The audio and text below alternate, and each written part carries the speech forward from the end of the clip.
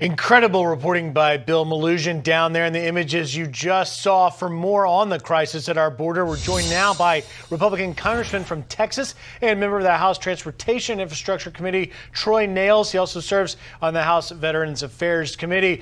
Congressman, you just heard and saw the report there from our own Bill Malugin. Just incredible stuff. As he pointed out, it's something I've never seen before. He's never seen before. And I've been covering the border for more than a decade. I want for our viewers to get some context. You came and joined me back in April, some 5 months ago, in that same very area, Del Rio, Texas. Here is what we saw and what you told me then. Listen. The Border Patrol can't handle all the children. There are thousands of them entering our country, and now they're being sprinkled throughout Texas. And pretty soon they're going to come to a neighborhood in a small town, a small community near you. Congressman, it's not under control. It's gotten worse. Why?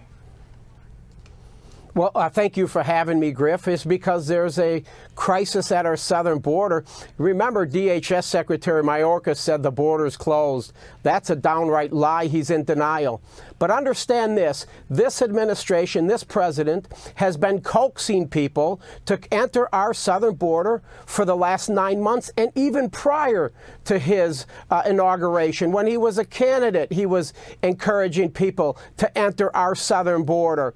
And now we've had people from well over 100 countries, 1.2 million people enter our southern border, and he's telling those people, come on in, the border's open. Oh, by the way, don't worry about COVID, whether you have it or whether you don't. Don't worry about any other type of disease, because once you get here, we're not going to test you.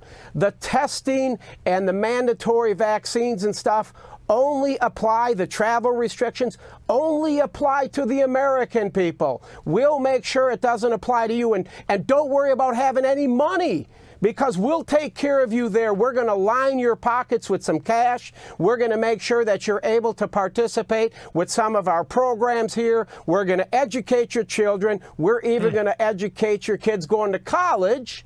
Yeah. We're going to educate your kids going to college. And don't forget who I am. My name is Joe Biden, and I approve this message.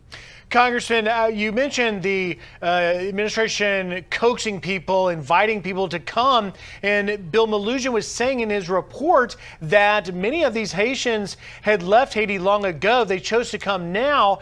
I would submit to you, in the end of May, this administration reinstated the TPS, temporary protective status, for Haitians. It had been lifted in 2017. Do you believe that was a mistake and part of the problem? Of course. And you also got to look at, why are these people coming from countries around the world? Griff, we're spending trillions of dollars in Washington. We're going to do everything we can to find a pathway to citizenship. We're going to make sure that we encourage them to come here, because we're going to let you participate. We're going to give you health care, education. He's doing this. This is an orchestrated plan by this administration, because you know they want to give everyone a pathway to citizenship.